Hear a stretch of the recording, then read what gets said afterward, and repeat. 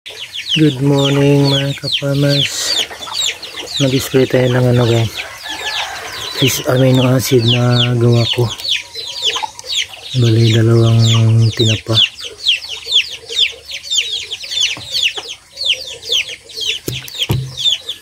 Halo na natin dito guys.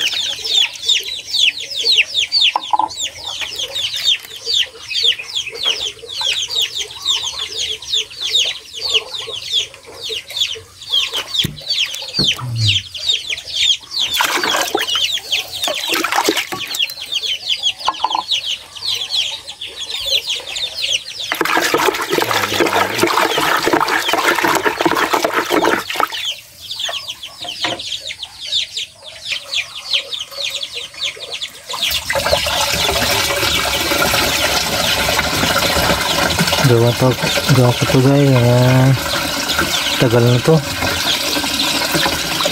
5 na siguro. 1 kilong namang loob ng isda at saka 1 kilong molasses. Ulit natin yan para mahalo.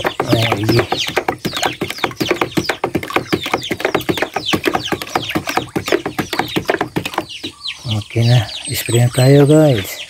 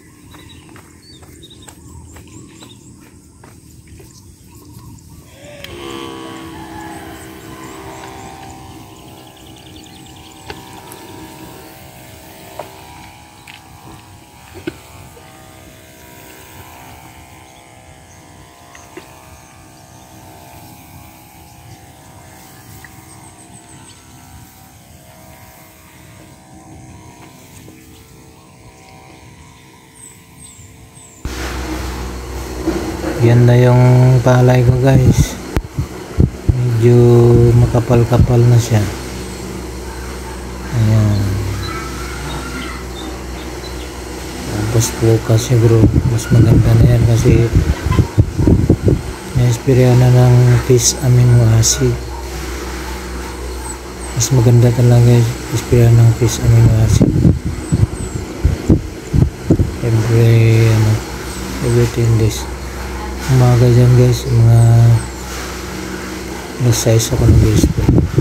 Kapal, madami ng suwi guys. Suwi. Wala pang tubig dyan guys, hindi ko pinatubigan para magsusuwi siya. Kaya itingnan ko naman kung may black bag o wala. Wala naman magbag. Kung may black bag ay patubigan natin, tapos ang sprayan ng gold rush. 28 days wala to guys, 28 days after transplanting. Kapal-kapal na talaga siya. Ganun lang guys, kung magpasuwi kayo, wag nyong babadan ng tubig. Bali mag-drain kayo ng tubig para iwas yung yung iron acidity, tinatawag nila iron acidity.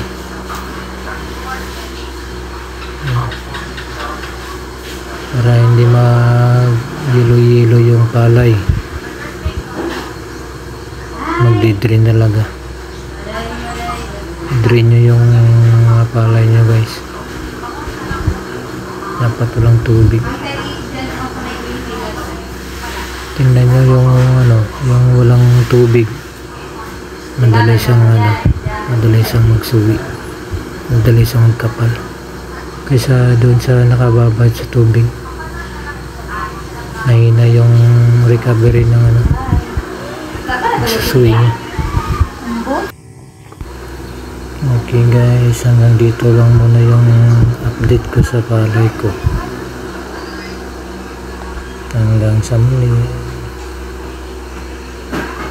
Salamat, syukran.